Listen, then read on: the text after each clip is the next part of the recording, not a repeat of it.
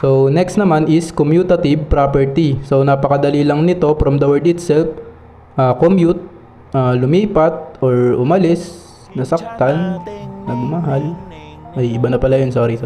Parang sinasabi lang dyan na kahit pagbaligtarin natin yung dalawang numbers is ganun pa rin yung kalalabasan. So, 2 plus 5, pwede natin siyang gawing 5 plus 2.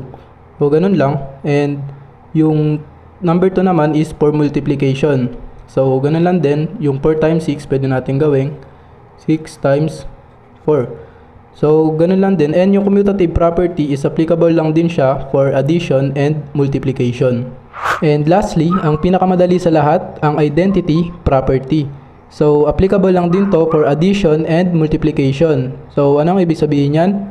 Simple lang. So, in addition, kapag daw nag-add ka ng any number sa 0, yung A lang din ang kalalabasan. So, for example, 5 plus 0 is equals 5. 10 plus 0 is 10.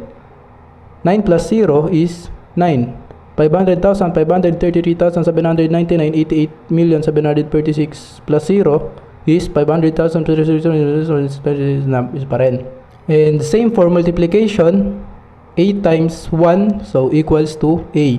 So kahit ano i-multiply mo na number sa 1 is A pa rin yung sagot, yun lang din.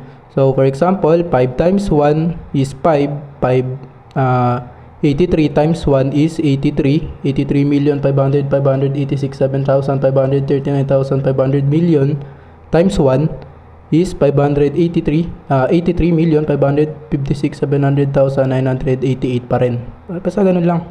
Diba? Napakadali.